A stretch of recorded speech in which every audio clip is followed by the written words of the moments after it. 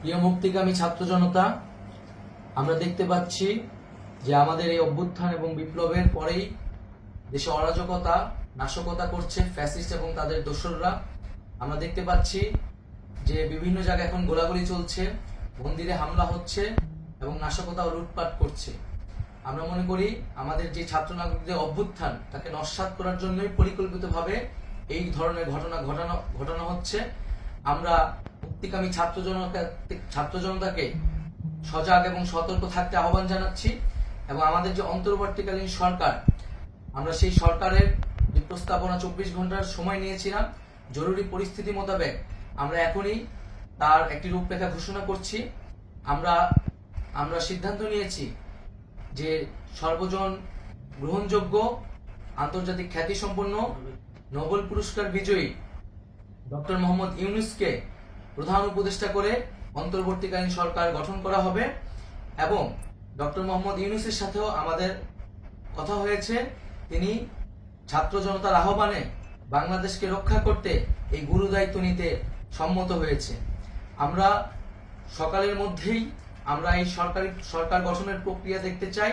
রাষ্ট্রপতির কাছে আহ্বান থাকবে যে দ্রুত সময়ের মধ্যে ডক্টর মোহাম্মদ ইউনূসকে প্রধান উপদেষ্টা করে অন্তর্বর্তীকালীন সরকার গঠন করা হোক এবং এই অন্তর্বর্তীকালীন সরকারের বাকি সদস্যদের নামও আমরা সকালের মধ্যে ঘোষণা করব। প্রিয় বন্ধুগণ, দেশে যে অরাজকতা চলছে, মানুষের জীবনের নিরাপত্তাহীনতা চলছে, সেজন্য আমরা রাষ্ট্রপতির কাছে আহ্বান জানাচ্ছি দেশে আইন শৃঙ্খলা পরিবেশ ফিরিয়ে আনার জন্য দ্রুত সময়ের মধ্যে কার্যকর ব্যবস্থা নিতে হবে এবং আইন শৃঙ্খলা বাহিনীকে সহযোগিতা করার জন্য মুক্তিকামী ছাত্র জনতাও রাজপথে থাকবে এবং অন্তর্বর্তীকালীন সরকার গঠন না হওয়া পর্যন্ত মুক্তিকামী ছাত্র জনতাকে রাজপথে থেকে তাদের যে অভ্যুত্থান, সেই অভ্যুত্থানকে রক্ষা করতে হবে। প্রিয় বন্ধুগণ, আমরা রক্ত দিয়েছি, শহীদ হয়েছি।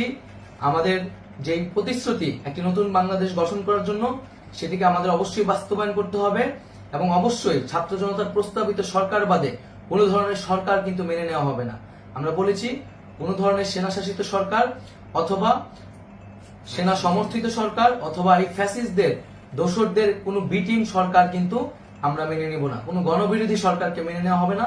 ছাত্র জনতার অভ্যুত্থানকারী যে প্রস্তাবিত সরকার, অন্তর্বর্তীকালীন সরকার, যেটা আমরা সিদ্ধান্ত উপনীত হয়েছি ডক্টর মোহাম্মদ ইউনূসকে প্রধান উপদেষ্টা করে এই সরকার গঠন করা হবে, সেই সরকারকেই বাস্তবায়ন করতে হবে অবিলম্বে। আগামীকাল সকাল থেকে সকলকে আহ্বান জানাচ্ছি রাজপথে থাকার জন্য এবং আমাদের যে সাম্প্রদায়িক সম্প্রীতি এবং রাষ্ট্রীয় সম্পদ রক্ষা কমিটির ঘোষণা হয়েছে বৈষম্যবিরোধী ছাত্র আন্দোলনের নেতৃত্বে, সকল পাড়ায় পাড়ায় এলাকায় এলাকায় সেই কমিটি পাহারায় থাকবে। আমাদের সংখ্যালঘু কমিউনিটিকে আমাদের রক্ষা করতে হবে, রাষ্ট্রীয় সম্পদ এবং এই দেশকে রক্ষা করতে হবে আমাদের।